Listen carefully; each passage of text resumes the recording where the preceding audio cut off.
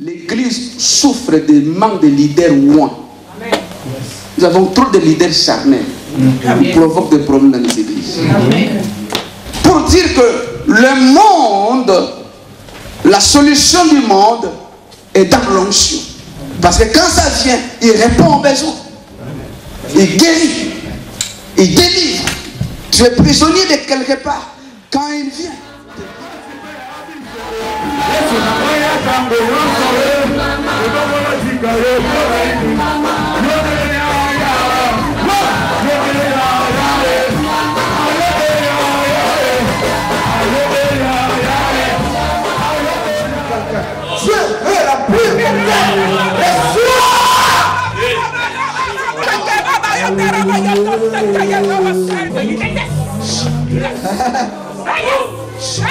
Quelque chose se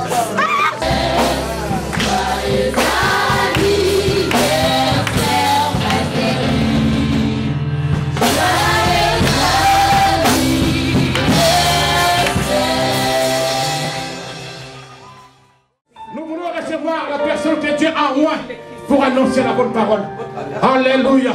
Par des cris de joie, mes bien-aimés. Et souvent l'acclamation. Nous allons recevoir l'homme de Dieu. L'homme de feu. Alléluia. Acclamons le roi, le roi.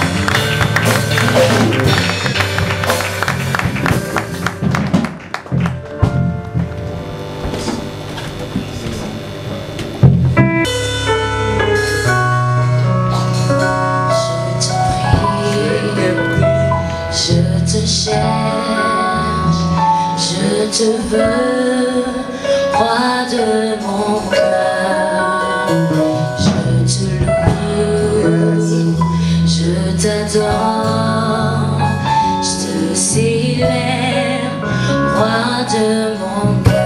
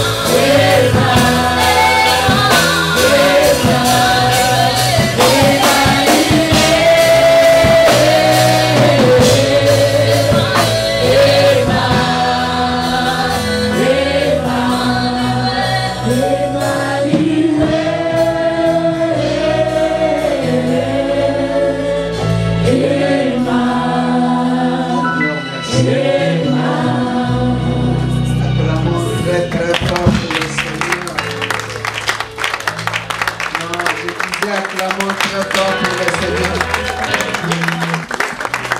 Non, acclame encore le Seigneur des Seigneurs, l'auteur de la vie. Nous disons merci au Seigneur pour ce jour merveilleux. Je dirais encore merci à toi parce que ta présence est tellement importante pour nous. Amen. Si tu n'étais pas là, on n'allait pas prêcher. Je remercie aussi ceux qui m'ont accompagné, le pasteur Samy qui est avec nous. Est-ce que vous pouvez vous mettre? Merci. Je suis aussi accompagné du pasteur Olivier et le frère Serge. Que le Seigneur vous bénisse. Je suis Dr Alain Guerre, je suis marié et je suis père de 3 enfants. Voilà. Lisons la parole de Dieu. Ce qui est important, c'est la parole du Seigneur. Psaume chapitre 23, verset 5. Ma coupe déborde. Dis encore, ma coupe déborde. Psaume chapitre 23. On commence au verset 1. L'Éternel est mon berger, je ne manquerai de rien. Pose-toi la question, est-ce que le Seigneur est ton berger? C'est encore une question. Je ne manquerai de rien, n'est que la provision de celui dont le Seigneur est son berger. Il me fait reposer dans le vert pâturage. Tu t'es reposé où? Qui t'a reposé? Est-ce le Seigneur ou toi-même? Il me mène à des eaux paisibles. Waouh! Il y a toujours un espace entre l'homme et les eaux paisibles de sa vie. Il y a toujours une distance entre toi et les eaux paisibles. Mais il y a seulement une seule personne qui connaît le chemin des eaux paisibles. S'il ne te conduit pas, tu peux passer à côté des eaux paisibles.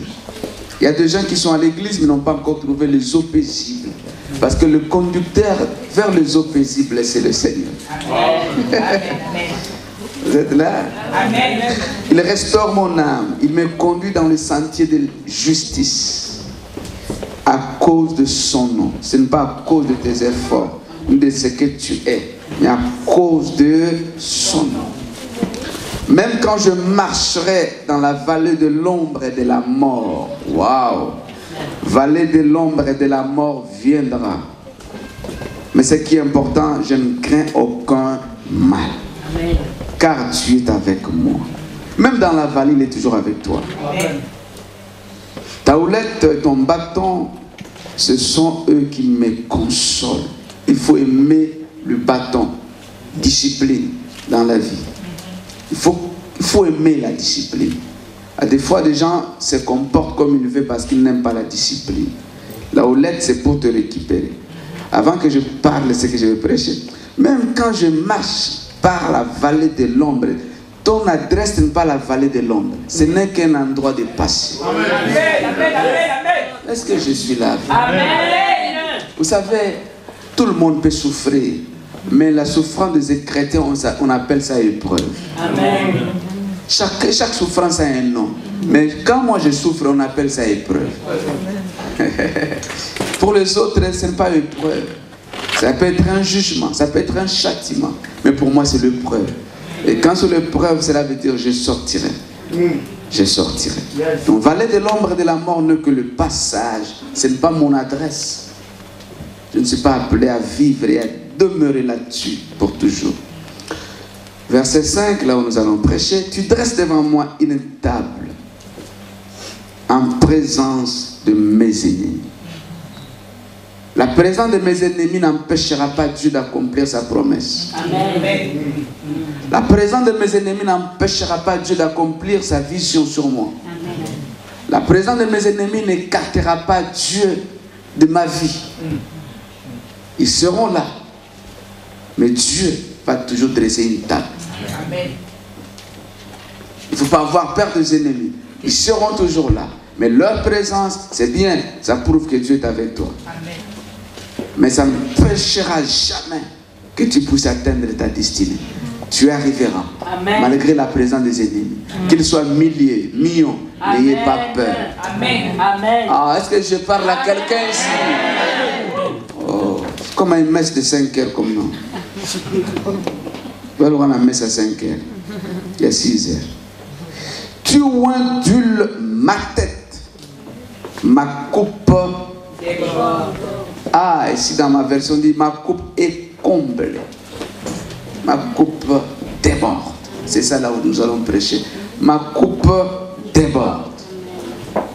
Oui, la bonté et la gratitude me suivront tout le jour de ma vie. Et mon habitation sera dans la maison de l'Éternel pour le long jour. Ici dit, j'habiterai dans la maison de l'Éternel jusqu'à la fin de mes jours. Les autres cherchent l'adresse, mais lui il a déjà son adresse. Amen. Amen. Amen. Yes. Si Israël va se combattre pour Canaan, mais lui il a déjà son Canaan. Je ne combats pas pour avoir une adresse, mais mon adresse est déjà la maison de l'Éternel, la présence de Dieu. J'habite déjà dans la présence de Dieu. Même quand je me touche, je suis dans la présence de Dieu. Parce que j'ai déjà trouvé l'adresse. Vous êtes là? Gloire au Seigneur. David commence ce psaume par reconnaître l'Éternel comme son berger. Ça c'est très important. Un berger c'est un leader. Qui est ton leader? Qui te dirige? Tu es sous contrôle de qui? Sous autorité de qui? Sous leadership de qui? David est un roi, mais il reconnaît qu'il y a une autorité sur lui. Ils sont là, mais ne veut pas être sous. Je suis papa, je suis maman, c'est bien. Mais qui te dit, qui est sous? Qui? Mais comme ça. Il y a toujours l'espace au-dessus de toi. Pour te dire, il y a toujours quelqu'un qui te domine. Amen. Peu importe ce que tu es, il y a toujours un Dieu au-dessus. Je vais aller chercher ma vie. Tout le monde veut l'indépendance. Tout le monde veut être libre. Personne ne veut être contrôlé. Mais David dit, l'Éternel est mon berger. Il reconnaît l'autorité de Dieu sur sa vie. Tu es sous l'autorité de qui? Être papa à la maison ne veut pas dire faire ce que tu veux. Être maman ne veut pas dire fais ce que tu veux. Il faut reconnaître l'autorité du berger. Amen. Pour aller loin. Aujourd'hui, ce sera comme ça va piquer un peu. Et le berger prend toujours soin de ses brebis. Si tu reconnais son autorité, il va prendre soin de toi. David confirme que la présence de ses adversaires n'empêche pas Dieu de les bénir, ni de pourvoir à ses besoins, ni d'accomplir ce que Dieu a promis. Les ennemis n'empêcheront pas ce que Dieu a promis pour toi. Amen. Et Somme David veut nous dire le désir du berger pour ses brebis. Le berger a un désir profond pour ses brebis. Voilà pourquoi il faut être attentif à ces bergers. Et le berger est toujours attentif aux soins de ses brebis. Si tu reconnais être sous la bergerie du Seigneur, il prendra soin de toi. Amen.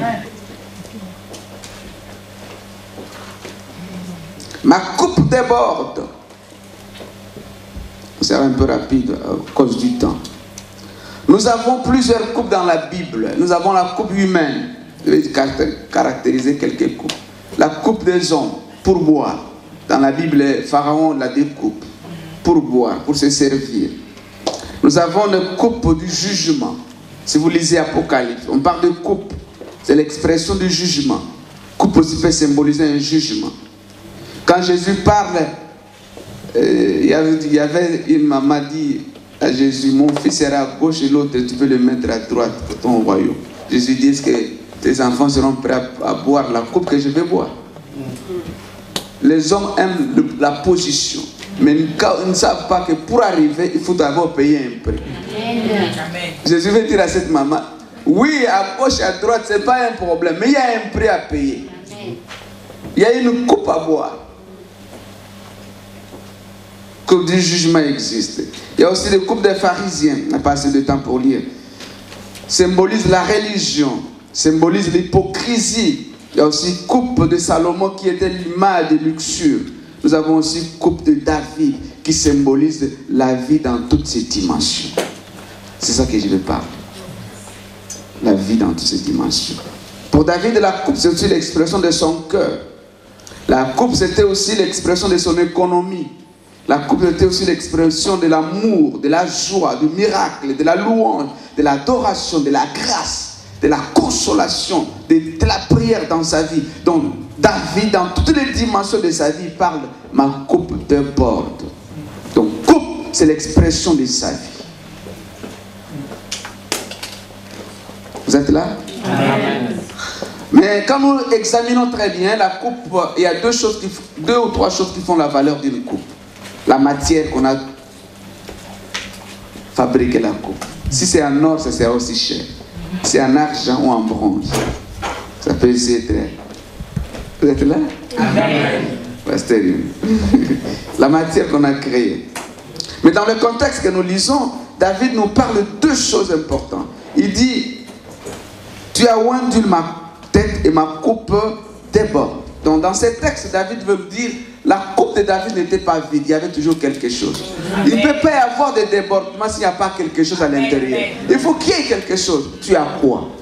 Pose-toi la question, tu as quoi? Tu es à l'église, c'est bien, mais tu as quoi? Il ne peut pas y avoir de débordement s'il n'y a rien. Et deuxième chose, dans ces textes que nous allons analyser pour David, ce qui fait déborder la coupe. Deux choses. Je ne parle pas ici de la matière, mais je parle de ce qui est à l'intérieur. Et la force qui fait déborder. Tu peux avoir, mais la force n'arrive pas à faire déborder cela. Vous êtes là? Amen. Pour dire que la prospérité en soi, ce n'est pas l'argent.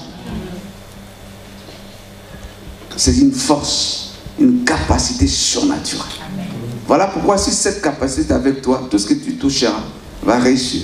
Si l'entreprise de Potiphar va réussir, parce que Joseph avait cette capacité. Vous êtes là? Amen. C'est cette force-là qui fait déborder les choses. Si tu n'as pas ça, les choses ne seront pas débordées. Ta coupe ne sera pas débordée.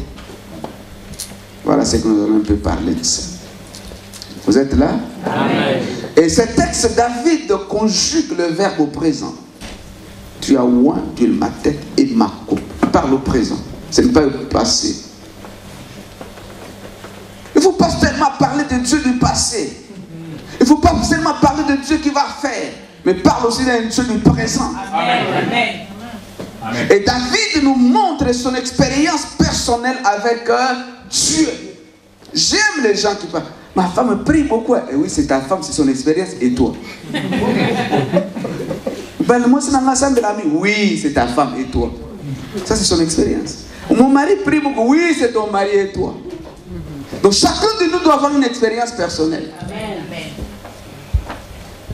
Oh, mes enfants prient beaucoup. C'est bien, ce sont tes enfants. Et toi? Et David nous parle de son expérience personnelle avec Dieu. Tu as oindu. Il conjugue au présent son vécu avec son Dieu. Et il dit, ma marche avec Dieu a inauguré une saison de débordement. Waouh! David veut nous dire, ma coupe n'est pas vide. Ma coupe n'est pas à moitié remplie. Mais ma coupe déborde. Amen. Ce n'est pas vide, ce n'est pas à moitié rempli. Mais sa coupe déborde.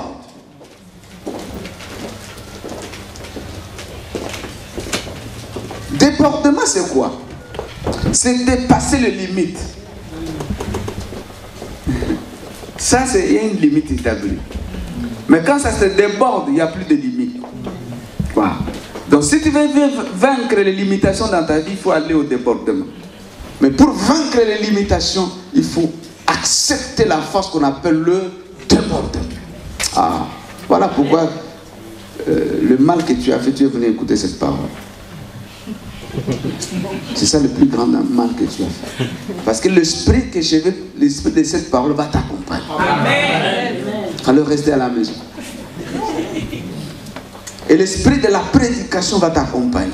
Et le débordement va t'accompagner. Ah, je disais le débordement va t'accompagner. Je le proclame au nom de Jésus. Après cette prédication, il y aura une saison de débordement qui va être inaugurée. Pour quelqu'un.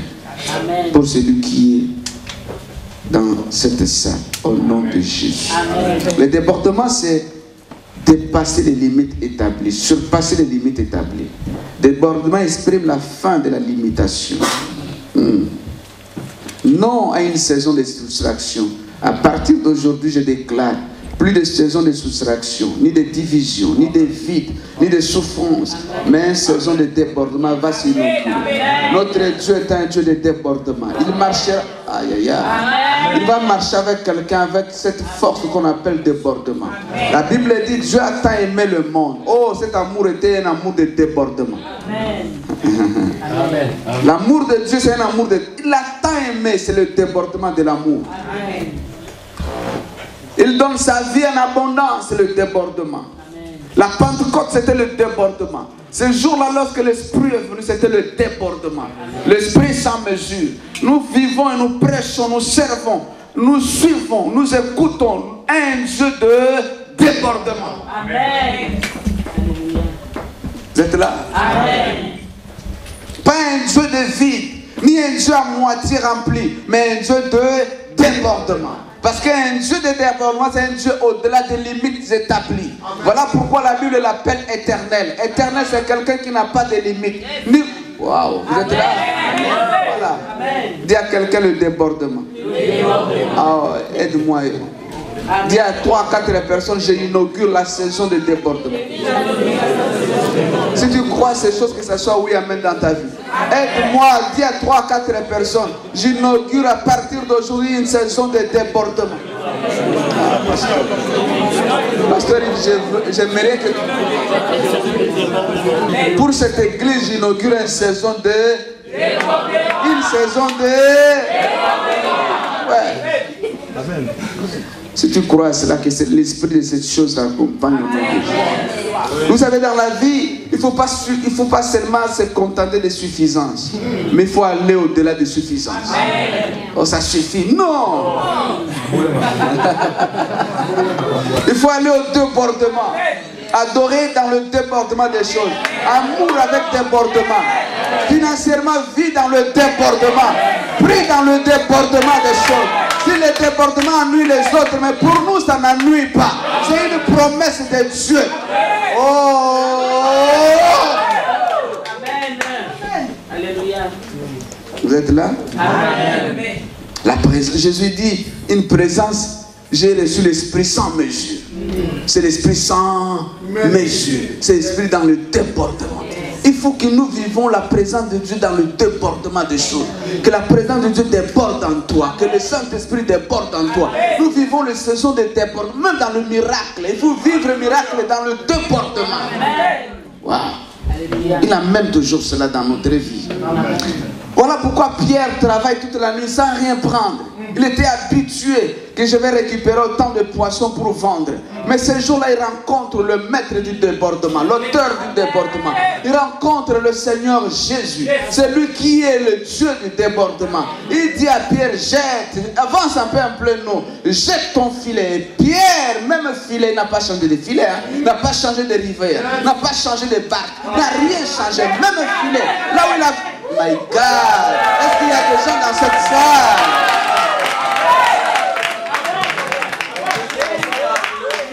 Je veux que quelqu'un soit dans la salle. Amen. Toute la nuit sans rien prendre. Il se lève un bon matin, il rencontre le Seigneur du débordement. Il dit, Seigneur lui dit, prête-moi ta barque. Dis oui, tu peux prendre, mais... ça va. Il était fatigué. Vous savez, quand il y a un vide, on est toujours fatigué. Quand on est dans les soustractions, on est fatigué. Quand nous travaillons sans reprendre quelque chose, on est toujours fatigué. Mais quand on est dans le débordement, il n'y a pas de fatigue. Alléluia. Il se lève le Seigneur dit, il travaille après avoir prêché. Il dit à Pierre, avance en plein eau et jette. Pierre donne les arguments. Il dit, Seigneur, on n'a pas changé de rivière. Toute la nuit, je connais cette rivière. Et d'ailleurs, ça fait déjà le matin. C'est difficile. Le Seigneur dit, jette. Amen. Et lorsqu'il a jeté le filet, moi, c'est qu'il fallait que le Seigneur dise à Pierre 3 à 4 fois. Mais il n'a pas jeté 2, 3, 4 fois. Une seule fois. Amen. Là où il avait échoué. Là où il n'a rien pris, il jette le filet. Il reçoit ce qu'il n'a jamais reçu. My God. Et quand il jette le filet, c'est le débordement qui vient. Et quand le débordement vient, première attitude de Pierre, il faut partager avec les autres. Avec ceux qui sont là. Vous savez pourquoi vous ne partagez pas? Parce que vous manquez beaucoup. C'est difficile de donner 100 euros, 50 euros, 100 francs. Parce que tu ne vis pas le débordement. Tu as trop de calculs.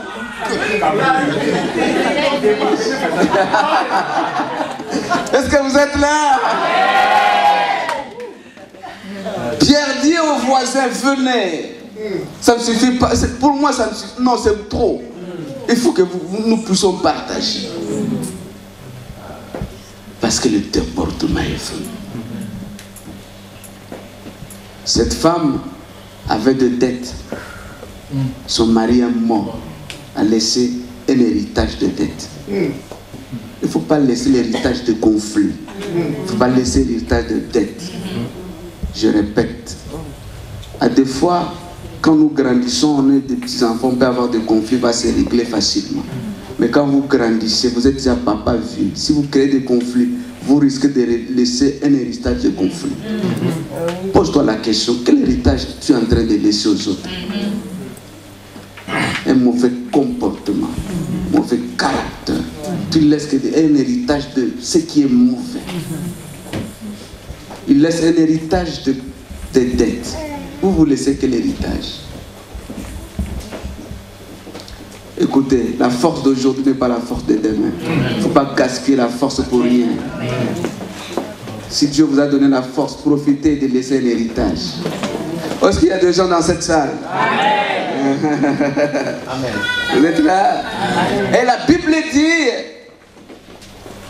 la femme part sur le prophète. Le prophète dit, tu as quoi? Waouh, j'aime ce Dieu. Le peu ne reste pas toujours peu. J'ai peu d'huile. Elle dit, oui, tu as peu d'huile. C'est peu. Mais elle cherche des vases, des coupes des autres. Tu as l'onction, mais tu as besoin des autres. Amen. Tu as la grâce, tu as besoin des vases des autres. Amen. Crée des bonnes relations. Amen. Crée des bonnes relations. Amen. Je répète, crée des bonnes relations. Amen. La femme avait de l'huile, mais n'avait pas de vase. Tu as quelque chose, mais tu as aussi besoin des autres. Il prend des vases en débordement. Il met l'huile jusqu'à ce que tout était débordé. Vous êtes là? Amen. Ça, c'est très important. Le débordement, c'est le dépassement, surpasser les limites établies. Il ne faut pas aimer vivre dans les limitations. Quand quelqu'un dans les limites n'est pas dans le débordement, le débordement brise ce qu'on appelle les limitations des choses. Voilà pourquoi Dieu est un Dieu de débordement. Et le Dieu que je vous prêche, il dit quand le péché abonde, la grâce surabonde. Il parle du débordement de la grâce. Si tu nages pas dans le débordement, tu auras des difficultés d'accomplir ta vision. Mais le provocateur du débordement, c'est qui? David dit, tu as oint d'huile ma tête et ma coupe déborde. Donc là, le débordement n'est que la conséquence de l'huile sur sa tête. Wow. L'agent du débordement s'appelle l'huile. Le provocateur du débordement s'appelle l'huile. Si l'huile ne vient pas, le débordement ne viendra pas. Si l'huile n'est pas sur ta tête, le débordement ne vient pas. Je vais parler à deux dimensions avant que je puisse manger plus loin. Première dimension, l'huile sur la tête. La tête, c'est l'expression d'un leader. La tête, c'est l'expression de l'autorité. Pasteur, l'Église souffre des manques de leaders ouins. Nous avons trop de leaders charnels. Ils provoquent des problèmes dans les églises. On a marre des leaders charnels. Sans mon livre. Amen. Il calcule des choses par rapport à sa chair. Il fait des problèmes par rapport à sa pensée, sans consulter Dieu. Voilà, les églises souffrent. Les gens sont malades, restent malades parce que nos leaders sont des leaders charnels. Il faut qu'il y ait un leader dont la tête est trempé dans l'huile. Je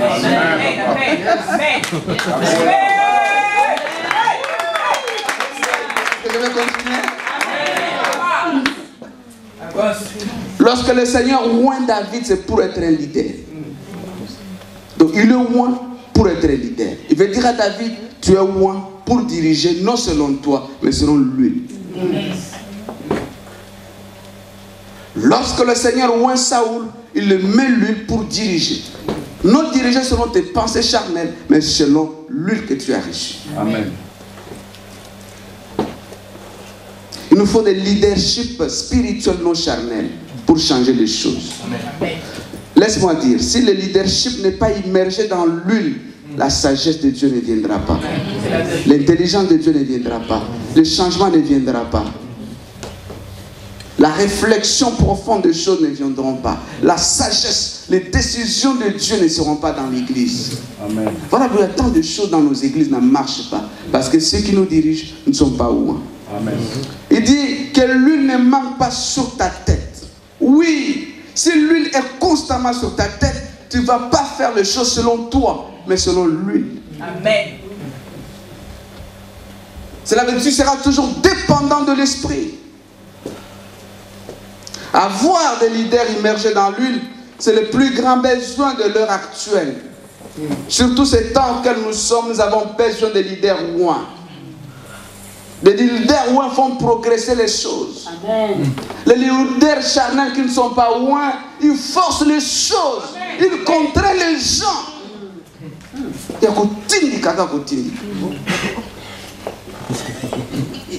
Vous êtes là? Les leaders loin font progresser les choses. Et les leaders loin, ils facilitent le travail. Un leader qui n'est pas loin, il complique ce qui est d'abord dur. Nous allons nous dire parce qu'ils ont comme ça, on se passe. C'est la vérité, papa. Vous êtes là? Amen. Jésus était loin, il faisait du bien partout. Si tu es loin, c'est pour faire du bien. Amen. Les mauvais leaders, sans être loin, les leaders charnels, ils sont toujours des leaders qui vont toujours détruire plus tard. Jésus dit ceci dans un verset. Il dit, je vois ce peuple, Matthieu 9, 36. Peuple languissant. Ça c'est beau. Ils étaient abattus, fatigués. Mais il dit, ils n'ont pas un berger. Disons ça, Matthieu 9, 36.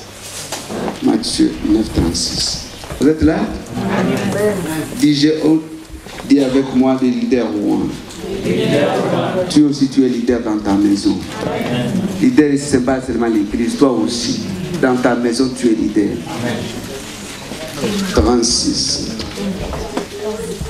En voyant les foules, il fut ému de compassion pour elles, parce qu'ils étaient là et dispersés comme des brebis qui n'ont pas de... Oh, qui n'ont pas de... Donc, pour Jésus, l'état de brebis montre que ce peuple a besoin d'un leader. Donc pour Jésus, la solution à ces brebis qui étaient fatigués, dit ces bergers, c'est les leaders. Est-ce qu'il n'y avait pas de leaders à cette époque-là? Est-ce qu'il n'y avait pas? Des Sadducéens étaient là, des pharisiens étaient là, des religieux étaient là. Mais pour Jésus, il a compris que tous ces leaders qui sont en train de diriger les peuples ne sont pas des leaders rois. C'est que ce peuple a besoin de leaders rois. Alléluia. Amen. Pour Jésus, le problème, c'est la solution, c'est avoir des leaders rois qui peuvent donner la solution. Le leader rois rend meilleure l'œuvre, rend facile l'œuvre. Mais le leader non rois, il complique, il contraint les gens. Laisse-moi te dire, si tu es un leader loin, tu seras incontrôlable contre les forces du mal. Amen. Tu vas apporter le développement dans la vie des gens. Élie était loin. Lorsqu'il rencontre la veuve de Sarepta, cette veuve va vivre le débordement. Amen. Alléluia. Amen. Vous savez pourquoi on doit oindre, pourquoi la tête? Avant que je parle autre chose. Pourquoi on doit oindre la tête? Premièrement, j'ai parlé de leadership loin. Deuxièmement, on mettait l'huile sur la tête des brebis. Pourquoi? Parce que des brebis étaient souvent attaquées par des mouches. Et quand les mouches attaquaient la tête et le nez, il déposait des infections. Vous êtes là? Et quand le brebis est infecté, les prés grattent partout, il peut se faire du mal, il n'est plus à l'aise. Mais on doit le mettre de l'huile pour chasser, détruire les infections ou les mouches. Voilà, la tête doit être loin parce que c'est là où il y a de mauvais raisonnements. C'est là où il y a de mauvaises pensées. Les infections, ce sont les mauvaises pensées qui viennent sur toi. Les douleurs de la tête, tout ça, tout ce qui est négatif en toi, les faux raisonnements, les mauvais désirs, le ressentiment dans la tête doit être loin. C'est là où il y a la réflexion. Un homme loin, dont la tête est loin, sa façon de réfléchir change. Sa façon de penser change. Ses décisions changent. Sa compréhension change. Son intelligence change. Sa perception des choses change. Il ne va plus marcher selon ses pensées, mais selon les pensées de l'esprit. Regarde tes pensées. Toujours mauvais. Toujours négatif. Il faut que cette pensée soit. Il faut lui. Amen. Amen. Oh, donnez-moi un amen encore. Amen. Oh, alléluia. Amen. Voilà. Dans le monde, vous savez, pour que quelque chose déborde en toi, dans le monde, on doit voir ton revenu. Tu gagnes combien? Mais ici, David ne dit pas, pour vivre le débordement, il ne voit pas le revenu. Il fait recours à l'huile. C'est contraire aux hommes. Il faut toi te poser la question, tu gagnes combien? Pour que tu aies beaucoup d'épargne. Mais pour David, il dit, pour que ma coupe déborde, il y a un agent, il y a un auteur, il y a une force qui appelle le débordement, il s'appelle l'huile. Laisse-moi te dire, débordement n'est pas la conséquence des efforts, mais la conséquence de l'huile sur toi. Tu peux travailler dur sans vivre le débordement. Mais si tu travailles avec l'huile, la force surnaturelle de Dieu, le débordement viendra. Amen. David veut nous dire, ce n'est pas mon effort, ce n'est pas mon travail qui m'a procuré le débordement, mais l'huile sur ma tête. Frères et sœurs, c'est bien de travailler dur, mais si tu manques le surnaturel, rien ne changera. Le débordement ne viendra pas. Voilà pourquoi David nous enseigne dans ce texte que l'huile sur sa tête a appelé le débordement dans sa vie. La conséquence de l'huile, c'était le débordement. Laisse-moi te dire, l'huile c'est quoi? L'huile c'est l'onction. C'est le surnaturel. Waouh! Vous êtes là? Amen. Oh, l'huile c'est le surnaturel. La coupe de ta vie va déborder si l'onction est avec toi. L'huile c'est pour te faire prospérer. L'huile c'est l'onction. Et écoutez frères et sœurs, chrétiens sans onction sort de l'église. Ça ne sert à rien. Parce que l'onction nous qualifie. L'onction nous donne une position. L'onction fait trembler nos ennemis. Amen. Oh, vous êtes là? Amen. Amen. Amen. Amen. Est-ce que vous êtes là? Amen. Vous n'êtes pas là. L'onction nous donne la réussite. L'onction fait prospérer les choses, fait avancer les choses, fait progresser les choses. Là où il y a l'onction, la promotion peut venir d'une façon exceptionnelle. Les choses peuvent changer. David dit, si j'ai vécu le débordement, les choses ont changé parce que l'huile est tombée sur moi. L'onction apporte la transformation. Et l'onction et l'huile dans ta vie fait qu'une personne soit un homme d'exploit. Si l'onction vient sur toi, tu deviendras un homme d'exploit. Tu deviendras un homme aux commandes. Tu veux commander, cherche l'onction. Une seule parole de ta bouche, c'est à respecter. Si l'onction est sur toi. Lorsque l'onction vient sur Saoul, il devient un homme aux commandes. Lorsque l'onction vient sur Saoul, son cœur change.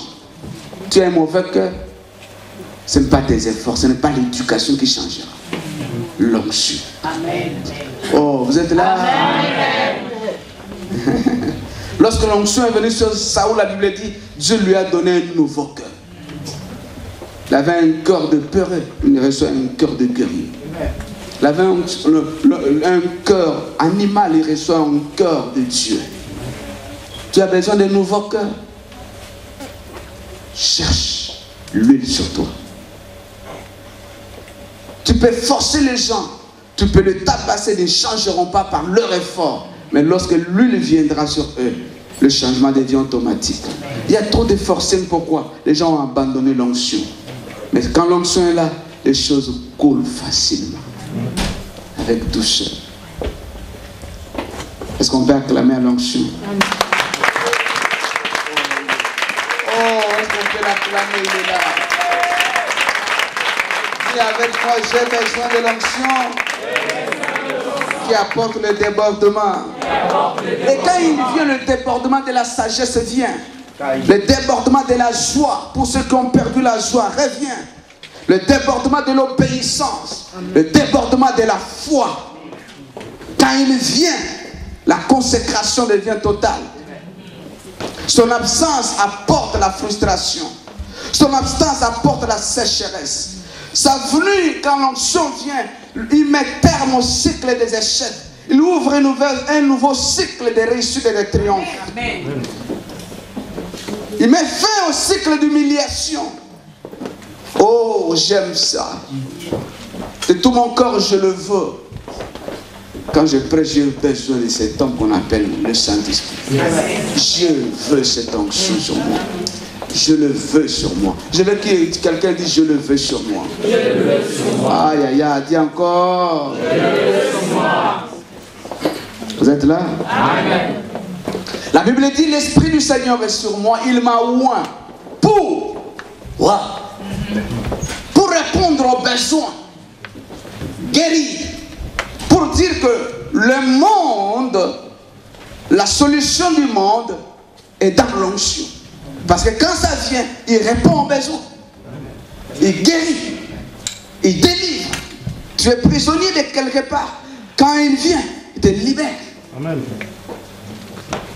Et ces versets résument le besoin de l'humanité. Ces versets résument le besoin du monde. Le besoin de chaque jour. Tu es malade, tu es pauvre, tu es ceci, tu es opprimé. Mais il dit, quand il vient, c'est pour répondre à ses besoins. Dans la présence de l'onction, c'est pour répondre aux besoins du monde. Sa venue guérit le cœur brisé, libère les captifs, ouvre les portes de prison, révèle de louanges, l'esprit abattu.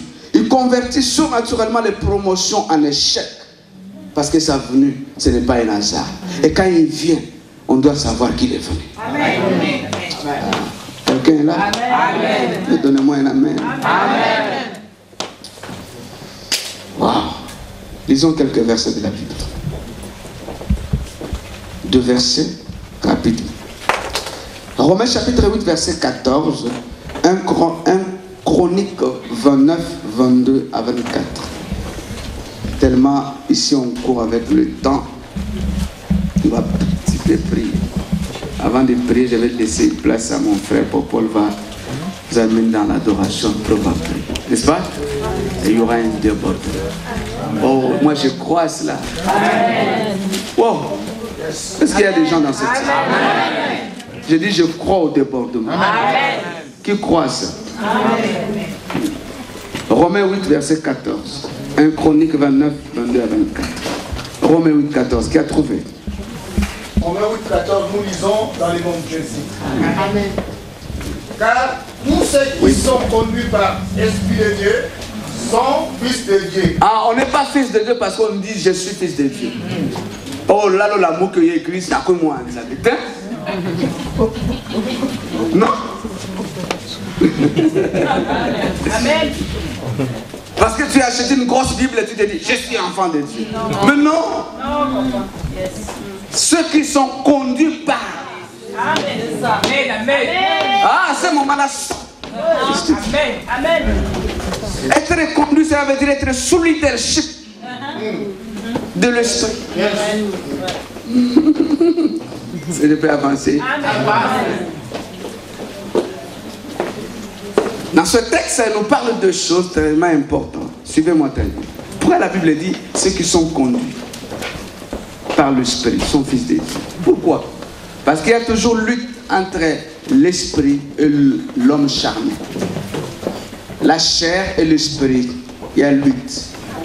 La chair n'aime pas que l'esprit le dicte. La chair n'aime pas que l'esprit contrôle. Mais maintenant, il y a lutte entre l'esprit et la chair.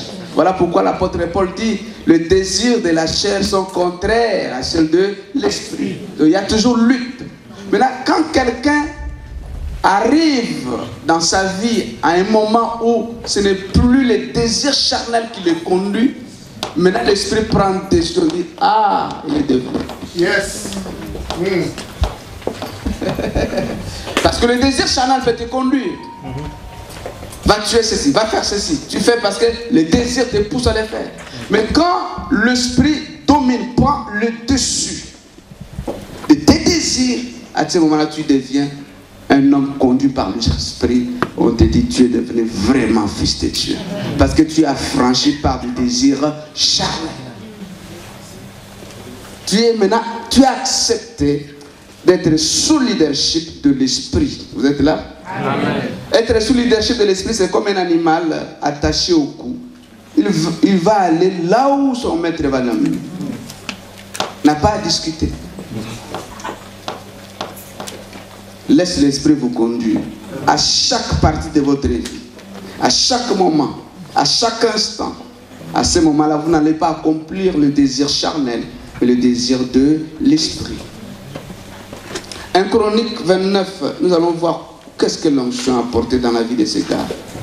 Vous êtes là? Pose-toi la question dans ta vie. Est-ce que l'esprit a pris les dessus? Ou ce sont les désirs charnels qui te conduisent? Alléluia. Alléluia. J'ai encore peu de minutes pour terminer. Pose-toi la question. Qui te conduit? Ce sont tes désirs ou c'est l'esprit? Si c'est encore tes désirs, par rapport à ces versets, tu es encore loin d'être fils de Dieu. On ne dit pas enfant de Dieu, mais on dit fils de Dieu. Il y a une différence entre fils et enfant. Tu es né enfant, mais tu n'es pas encore fils. Fils, c'est quelqu'un qui a la maturité. C'est lui qui fait les choses avec conscience. Mais quand on devient, et voilà pourquoi la Bible dit, un enfant nous est né, un fils nous est donné. Il s'est donné lui-même, parce qu'il est devenu fils. Il savait ce qu'il faisait. Amen. Il avait la maturité. Il y a des gens dans nos églises qui sont encore trop de bébés. 5 ans l'église, ça ne suffit, c'est pas grave. Est-ce que tu as grandi? Vous savez, dans la vie, la maturité, ce n'est pas l'âge. Nous colonnons la maturité. Et laisse-moi te dire quelque chose pour paraphrase. La Bible dit ceci. Si vous remarquez la vie de Joseph, il avait 2 types. De Jacob. Jacob avait 2 types d'enfants. Les enfants de la jeunesse, les enfants de la vieillesse. Qui est enfant de la jeunesse? Ruben. Ce sont les enfants de la jeunesse. Dit ma force.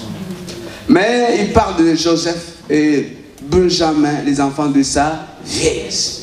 Mais les enfants de la jeunesse n'ont pas aidé leur papa. Au contraire, ils ont troublé sa vie. Mais les enfants de la vieillesse ont apporté l'aide à leur papa. Qu'est-ce que je veux dire par là? Enfant de la vieillesse et l'enfant de la jeunesse, je vais parler de 2 états. L'état de l'immaturité et l'état de maturité. Ce que tu fais sans maturité va te combattre. Tu peux gagner beaucoup d'argent, mais sans maturité, tu deviens un danger public. Mais le paix avec maturité, tu peux construire. Amen. Il y a quelqu'un qui est là. Vous êtes là? Je peux continuer? Pour terminer, comme on peut lire ce verset, pasteur. 29, 22 à 24. Rapidement. Ils mangèrent et burent ces jours-là devant l'Éternel avec une grande joie. Ils proclamèrent au roi pour la 2e fois Salomon, fils de David. Ils loignirent devant. Loignir David et Salomon devant l'Éternel. Devant l'Éternel. On a oint David de Salomon. Ici on oint Salomon comme roi. On le proclame, on le oint d'huile pour devenir roi. Et lorsque l'huile est tombée sur la tête de Salomon, écoute, 4 choses lui suivent. Ouais. Je continue. Ouais. Ils loignirent devant l'Éternel comme chef et loignirent Tsadok comme sacrificateur. Salomon s'assit sur le trône de l'Éternel comme roi à la place de David, son père. Il prospéra et... Première chose, lorsque le roi il s'assoit sur le trône, l'huile te positionne toujours. Quand l'huile descend sur toi, tu seras positionné. Oh, je veux que quelqu'un soit positionné ce matin. Amen. Je disais que tu sois positionné. Amen. Deuxième chose, il prospère. L'huile apporte la prospérité. Ici, Salomon n'a pas l'argent, n'a pas encore la richesse, mais il a déjà la prospérité parce que l'huile est venue. L'huile apporte la prospérité. La prospérité, ce n'est pas avoir beaucoup d'argent. Ce n'est pas aussi... non, tu peux avoir beaucoup d'argent, mais tu es malade, tu n'es pas prospère. Wow. Prospérité, c'est une vie d'équilibre en tout.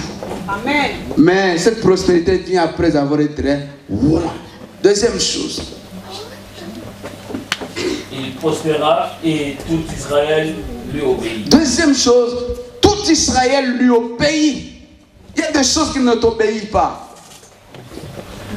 Tu forces pour qu'on t'obéisse. L'huile fera que les gens t'obéissent. Ne force pas. Ne cherche pas le respect par force. Cherche l'huile. Aïe, j'ai pas assez de temps. Ouais, continue. Tous les chefs et les héros, et même tous les fils du roi David, se soumirent au roi. Écoute, même ceux qui nous croyaient, ils disaient toujours ceci. Il est faible, il ne peut pas nous diriger, c'est Salomon. Tous ces grands-là, les chefs de David, les fils de David, ne croyaient pas à Salomon. Ils le méprisaient. Ils disaient qu'il n'est pas fort pour être roi. Mais lorsque l'huile est venue sur lui, tu sais, les gens qui le rejetaient, se sont soumis. Amen. L'onction apporte la supériorité aux choses. Laisse-moi te dire, si l'onction tombe sur toi, la maladie va te soumettre. Aïe, je peux continuer. Vont se soumettre à toi. Les gens vont se soumettre à toi. L'argent va se soumettre à toi. Il y a des choses qui ne se soumettent pas à toi. Parce que tu manques ce qui peut faire soumettre les choses. Il faut que ces choses-là aillent pour faire soumettre les gens. Quand tu parleras, on peut discuter. Un seul mot qui sortira de ta bouche, les gens vont se soumettre. Les gens vont obéir. Parce que l'huile est sur toi. Et quand on commence à bouder avec tes paroles, il faut examiner. Quand on commence à discuter à ce que tu as dit, quand on commence à discuter à tes ordres, pose-toi la question. À qui m'a été? Toi, Zaka. Vous êtes là? S'il est là, même ceux qui ne croyaient pas en lui se sont soumis. Ils ont reconnu son autorité. Ils ont reconnu la domination. Viens sur nous parce que lui est venu sur nous. On en a besoin. À partir d'aujourd'hui, que les choses se soumettent à toi. Que les circonstances se soumettent à toi. Que les gens se soumettent à toi. Que la position se soumet à toi. Que l'argent se soumet à toi. Je dis au nom de Jésus. Ah non, j'ai dit au nom de Jésus. Ceux qui ne t'obéissaient pas vont commencer à s'obéir à toi. Reçois cette parole. Je dis reçois cette parole. Au nom de... L'esprit n'est pas un envoyé de Dieu. L'esprit n'est pas un ange, mais l'esprit c'est Dieu lui-même. Il est l'exécuteur du plan de Dieu. Rien de Dieu ne peut s'affaire. Et le sans que lui soit là. Tout est sous son autorité. Tout est sous son pouvoir. Alléluia. Est-ce que vous êtes là? L'onction détruit toute forme de joug de souffrance. Quand ça vient, la stérilité sera détruite. La malédiction tombe. Quand il est là, la maladie n'a pas de place. L'incapacité n'a pas de place. Quand il est là, il établit une zone de confort pour ta vie. Laisse-moi te dire, tu as une vision, c'est bien.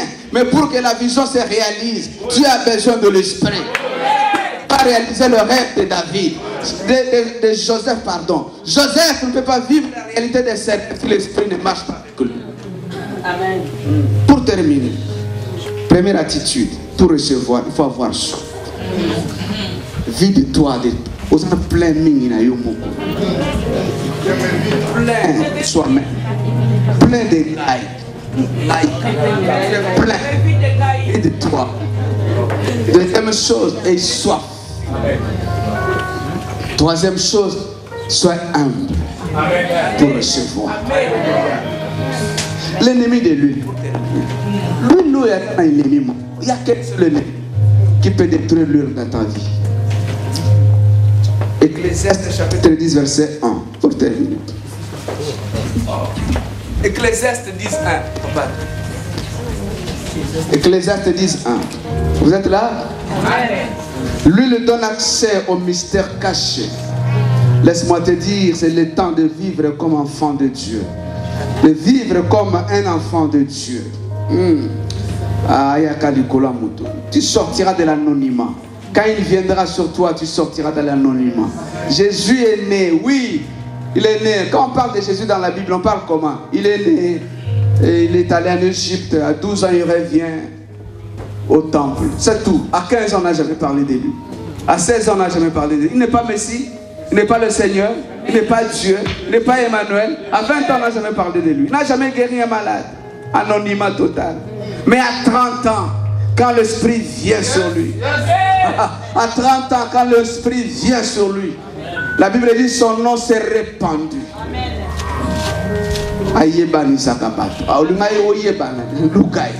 Il va répandre ton nom.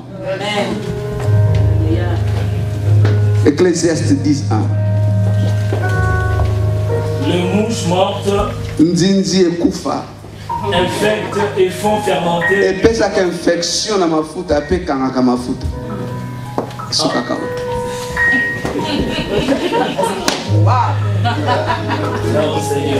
L'huile était sur toi, tu avais l'huile, mais aujourd'hui, Nzinzi c'est à kufa na mafuta. Mafuta ils ont une infection, pe kangama. Ils ont coulé le sous. Nzinzi yango ni na katio.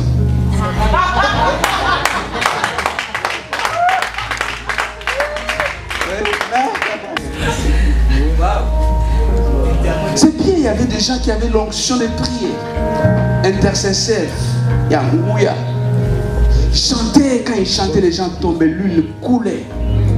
Mais aujourd'hui, c'est de l'huile qui coule plus. Lorsque vous avez commencé avec l'onction, ça coulait. Tout était automatique, sans forcer. Mais aujourd'hui, ça devient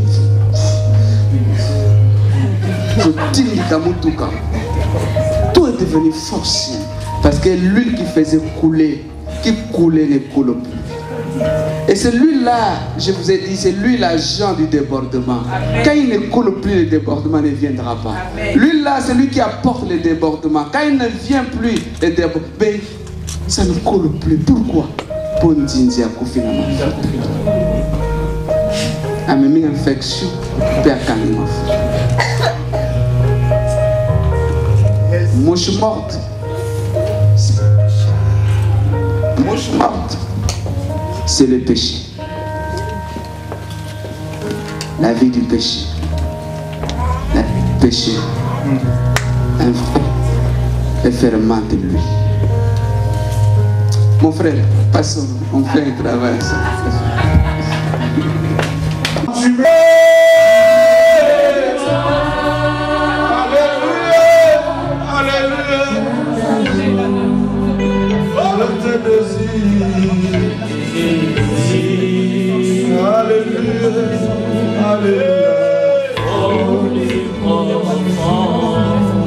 Je t'aime, tu le sais. Je te porte dans mon cœur. Et mon cœur brûlant d'amour pour toi.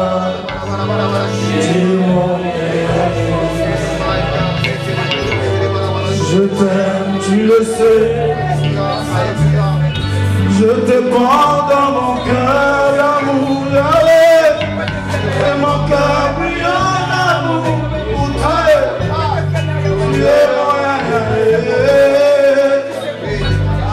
Tu m'aimes, je le sais. Quelque chose se passe. On a parlé du débordement. Et débordement possible quand l'huile coule. Élève le main.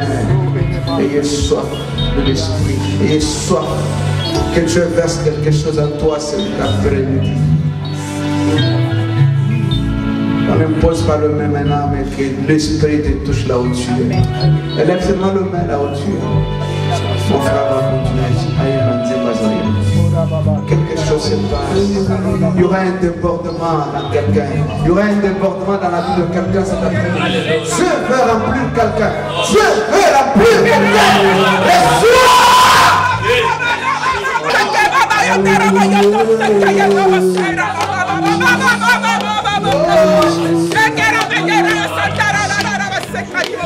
Je t'aime, Yahweh, je t'aime, Seigneur, Yahweh, alléluia, je t'aime, tu le sais, c'est fort, remplis mon cœur d'amour pour toi, dis-le-moi, tu m'as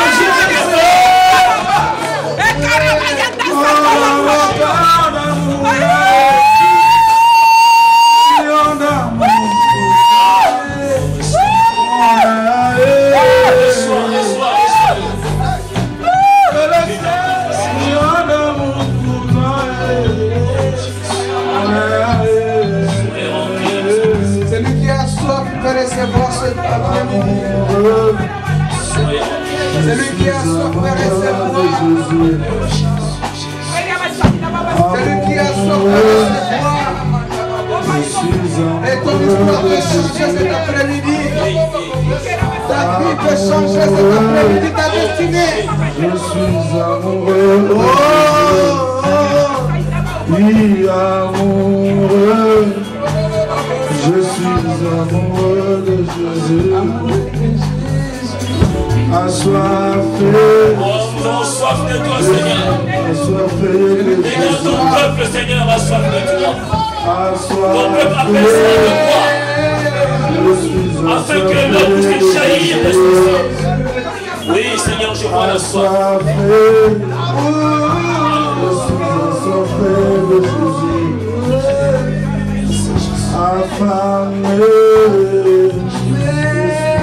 J'ai la boucle de mort. C'est lui qui a besoin de que ça problème. Élève la main, je vais prier pour terminer. Encore plus fort. Plus fort encore. Ouin moi. Dis encore 3 fois, ouin moi. Plus fort encore, ouin moi. Encore plus fort, ouin moi. Remplis-moi. Je ne t'entends pas, lève. Remplis-moi. Remplis-moi. Remplis-moi. Remplis-moi.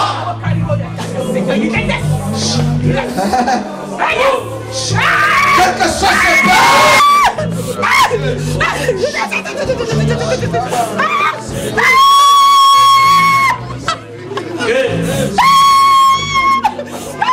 Reçois.